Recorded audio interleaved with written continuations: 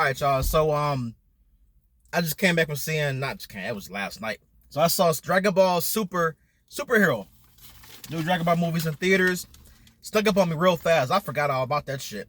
I know it came on Japan. It got leaked on YouTube, dude. Someone put the whole movie on YouTube and subtitles. I'm like, cam rip. I'm like, yo, look.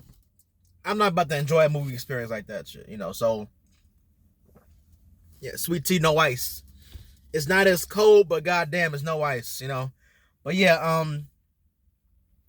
I didn't think I would enjoy the way I did enjoy it because seeing the trailers and shit for it, I'm like, what the fuck is this movie about? I'm not gonna spoil it as of right now, but like, yeah, I was like, this movie doesn't really look that good from the trailers and shit I saw when it was coming out in Japan. But yeah, dude, in all honesty, it might be better than the Broly movie. It might be up there with the Broly movie. In all honesty, y'all, for real. Possibly better because it was Broly had a lot of lore. It filled in a lot of gaps and shit. I don't know if there was fan fiction gaps or actual, real gaps, but like it filled in a lot of storyline gaps in history and shit. But this movie takes place, I believe, way after Super, because Goten and Trunks are in there and they're like teenagers. So this movie takes place right before Z ends, so they're still putting shit in the middle.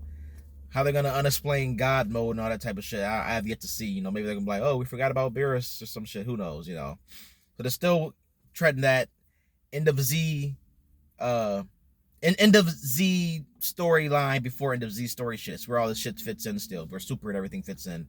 So dude, in all honesty, this movie was really good. A lot of story, a lot of plot, tons of story. Like, some movies are good at with the exposition thing where they just start talking about plot for the audience. Some movies are good at that and hiding it and just putting it with the story.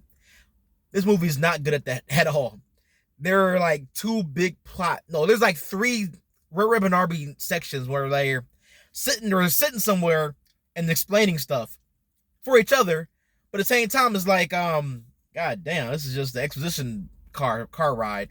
Then there's two weird sections. You've seen the trailer where Piccolo sticks to the Red Ribbon Army base. There's two sections where Piccolo just shows up and they start talking about what they're doing with the plot and everything. And I'm like, why are they going over this? They already went over this. Why are they going? There is some very weird shit. But I did enjoy some of the plot things. If you want to go see it, go see it. I think it's in theaters for this weekend. I think it's in the theaters for like a week or whatever. But I don't see how long it's gonna be. But I saw it the first day it was out. But I love how they're trying to put us on a human thought level in the Dragon Ball world, where they really think that Bulma and friends are aliens, which they are, because like humans, they're still wandering around that world and all that Majin Buu shit and all that, Cell shit that happened in the world, and they're scared, saying they don't have the fighting ability to fight these people and like know what's really going on.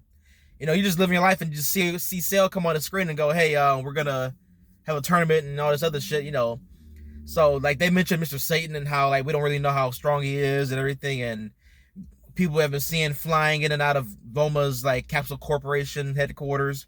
So the main thing is they think that there is an alien plot to take over the world, and from their perspective, they probably really think it is. In all honesty, like and I really I love that about that these movies are exploring shit that the show didn't just, we just focused on Goku and friends. But there are tons of shit going on in this world that we don't know and we didn't see that they're still living, you know what I'm saying? So I really enjoy that aspect of the plot, They, because like you see people flying in and out, what the fuck are these aliens? Like, humans don't do this type of shit. Even though we have a fucking dog for a president, we don't have a fucking world like that, you know what I'm saying? So yeah, it's I did enjoy that. Goku and Vegeta have little scenes here and there, but they are not the main people in the movie, which I'm super happy about, because I am getting sick and tired of the Goku and Vegeta show. I love Vegeta growing up and everything, but god damn, we got more characters to explore. And this movie did a great job of just Piccolo and Gohan being the main characters, and like at the end, let's splash a few, for comic relief and everything else here and there. I love how I mean, the director. I read some shit about the director and everything, but whoever wrote the storyline and shit. I love how these are fans of Dragon Ball taking over the reins of the story in the world and creating their own little storylines into it. I love that about what they're doing with these last two movies. Our Akira Toriyama, you set it up everything. Thank you for 20, 30 years of everything. But like, hey, all right, we can make more stories into this little world, you know? I love this about this, you know? That's like how the Dragon Ball movies were, Dragon Ball Z movies were, the 13 movies we had. Like, it's like, hey, he kind of designs the characters, but like, as far as that storyline goes, it's just them doing shit, you know? It's just random people doing shit.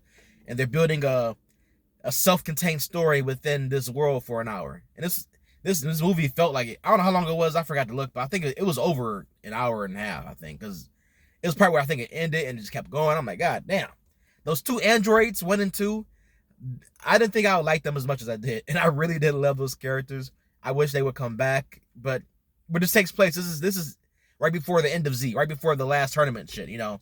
So it's like, God damn, it's like, yeah, it's like they won't come back during the Super at all, you know?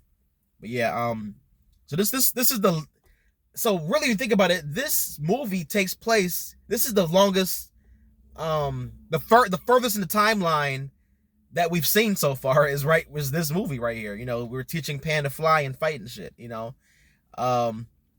Yeah, everyone age-wise, this is the furthest we've ever seen of Dragon Ball, like, canon-wise, if all these movies are let's say they're canon, you know, hot as shit. Yeah, but in all honesty, y'all, I really did enjoy this movie. I wish you guys would see it.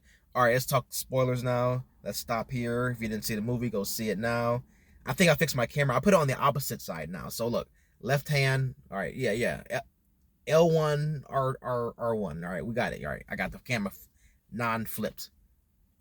Right? No. Maybe it's still flipped. I don't fucking know. What was I gonna say? Yeah. So Goten and Trunks fuse and they fuck up and they have the fat fusion guy, and it's hilarious because he's now just the plot. He's part of like the main final battle, and it's just I love that shit about that goddamn. Because you know usually when you see the fat fusion, like I know movie 12, I believe, Fusion Reborn, they had the fat, you know, Gogeta fight, you know, the guy and everything, and like that was like a plot for a minute, but the fat Gotenks is like he's just there and like they don't unfuse or nothing until the end of the battle, and they can't do any energy blast. They're just there helping out, and it's hilarious and shit. I love that they explored that, you know, because they have 30 minutes to unfuse, and then I gotta like, okay, let's go 30 minutes, you know. This whole movie takes place in the fucking day. A lot of movies and shit, and a lot of anime, you don't really realize this whole movie takes place during one whole day, and so much shit happens in one day, you know, and it does time, you know, it just doesn't seem like it makes sense, but it makes sense, you know, like One Piece. When you think of One Piece, this like the first like 4 arcs take place in like a month, like our time, you know. We can't compare somebody's fantasy world time to our time, but like. In our time, you think about it, someone did like a thing. It was like a few first months into the time skip. It's been like 3 months, really. I mean, unless you count, you know, the anime does a better job at exploring them just traveling through the sea and shit. You know how long that takes. You know, they don't really say 4 days, you know, type of shit. But yeah. Anyway, yeah, the whole movie takes place in like a day. The Cell thing, like I was with my brother, and he mentioned that he wished that Perfect Cell was there talking, but like. You have to bring back Perfect Cell's memories, or our Cell's memories, and like that's kind of impossible. You know, can't just go, "Hey, Gohan," you know, you can't do some shit like that, because it's like that android is dead, and with the memories are not intact, they weren't saved anywhere. You know, they could have done some kind of shit like that. Oh, Dr. Gero uploaded his memories and everything to a computer or some shit, but they didn't explore that type of thing. You know, honestly, this is a really great movie. I enjoyed everything they had going with and everything. What else about it? Yeah, I love Goku and Vegeta went to go fuck off somewhere. Broly's in it. He's training with them too. And like I said, like this is end of Z, so they're not gonna have they can have another movie that few movies that take place after this movie, but it's gonna be so far down the timeline and everything, and you know, Super is way still up here. But Goten and Trunks are still kids, and they explained that Saiyans is one day explode and growth and everything. They're kids one day and then explode to be teenagers. So I don't fucking know. Maybe they can do some shit like that. And when Super comes back, or I know they had some Black Frieza shit I saw trending on Twitter. I don't fucking know what the fuck. Who knows, man? What the fuck that shit was about? I don't know. But anyway, yeah, just a quick little video talking about this shit.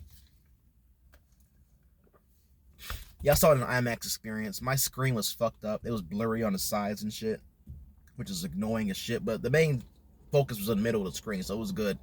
But yeah, the exposition was really weird, but I understand it. Spend 20 minutes of the movie explaining some plot points, so we're all caught up. We all know what's going on. We know what everyone's doing. Explain a lot of shit. They made the girl from the Dragon Ball FighterZ game canon. She's Dr. Gero's wife. 16 is their kid. First I ever heard about that was on Dragon Ball Abridged. Android 16 was the kid of Dr. Gero. They did like little cool little segment explaining like Goku blew up the tower where he was working and everything. I'm just rambling now. But yeah, the first time I ever seen that was there. But I guess that was super canon now. Dragon Ball Super canon. Yeah, really, really fucking good movie. I really enjoyed it. But yeah. I got most McDonald's. It's buy one get one free bacon McDoubles. That's what I got. All right, y'all. So yeah, man, real talk, real good movie. I'm trying to get this up today. Really good movie. You guys, I really recommend anybody to go see it. Dragon Ball fan. I don't know if a non-Dragon Ball fan would like it because you got to know everything is going on. Like you got to understand Red Ribbon Army, who they are, type of shit. They were hiding all these years as the Red Ribbon like medical facility. Same logo, kinda. I don't know. Cause like Red Ribbon Army, you gotta think human wise. Who knows about these Red Ribbon Army people? It wasn't like Goku just fighting them in the forest all the time and the mountains and shit. So they didn't really take over the world, I believe. Who watched Dragon Ball? Who knows? I vaguely remember some of that shit. I remember he fought a ninja in the toilet or some shit. Vaguely shit. So yeah, I'm out of here, y'all. Dragon Ball Superhero is a really good movie, really great movie. Is it better than Broly? I'd say it's a better movie all around, but as replay wise, Broly's better. So just put it on and watch it the whole way through again. This movie I'd probably be rewinding it or like fast forwarding through certain points. I'm like, all right, we get it, exposition time, So yeah, I'm hot as shit. Look at me, I'm sweating and shit. I'm hot as a motherfucker. All right, y'all. Go outside, do some push-ups. Breathe air, touch grass. In all honesty, touch grass.